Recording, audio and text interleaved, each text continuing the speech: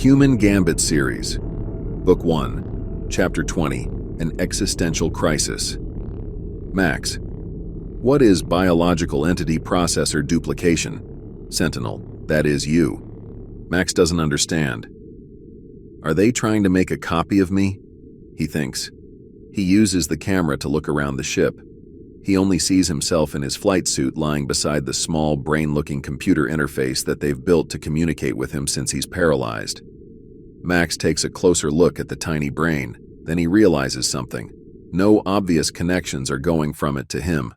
No connections to the flight suit or his helmet that he can see at all. If there had been connections previously, then they must have been removed. Maybe physical connections were no longer needed. Max.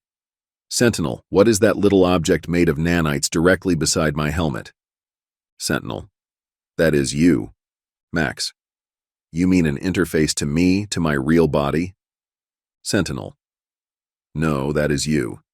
You are not the organic alien you are directly adjacent to. You are a biological entity processor, a cybernetic copy made by nanites. Max is stunned. What does that even mean? He goes over the last piece of the list again. Biological entity processor duplication. Biological entity processor duplication. I'm a copy of my brain? I'm an AI? Max feels like he is going to panic, but again, there's no surge of adrenaline, no racing heart or heavy breathing. It all makes sense now. I'm not paralyzed, nor am I dreaming. I don't have adrenal glands to ramp up the fight-or-flight reaction or a heart and lungs to pump and pound. I'm an AI. Max still doesn't quite believe this information. His mind begins to spin out of control.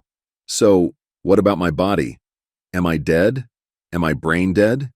Is that why they made a copy of me, because I'm dead? Can they make me an entire body? How can that small thing be my brain? My brain is much larger than that. Then again, my organic brain is mostly fluid. It would be much smaller with the fluid removed. This is all just too much.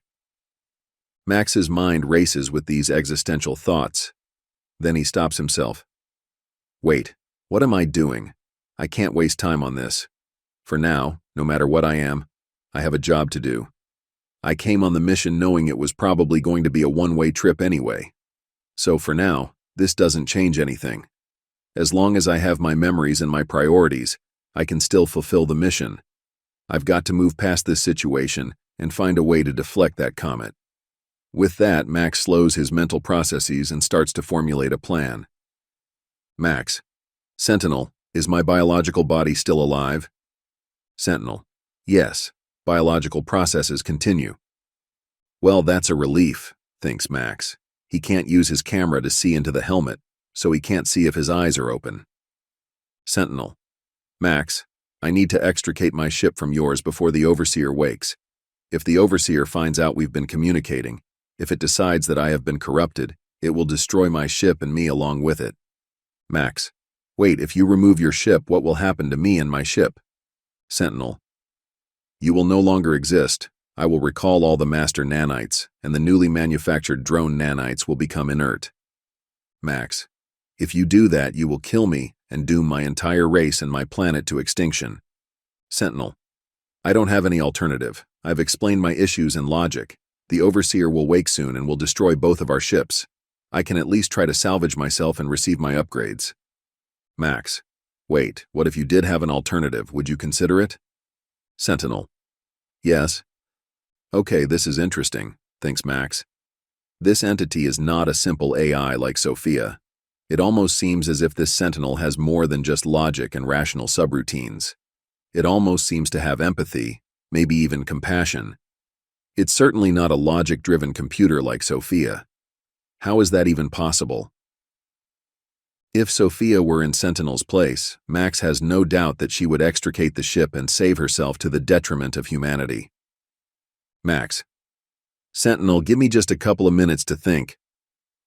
This is all happening too fast. There's just too much to process all at once and no time to think things through. I need help. Sophia, he thinks. Maybe she could help. But what could Sophia do that I can't? Also, do I really trust her? All I know about her is what a mess she made of the comet discovery. She's just a large simulation and processing AI. She has no real creativity or problem-solving skills. Still, simulations. Could that be the answer?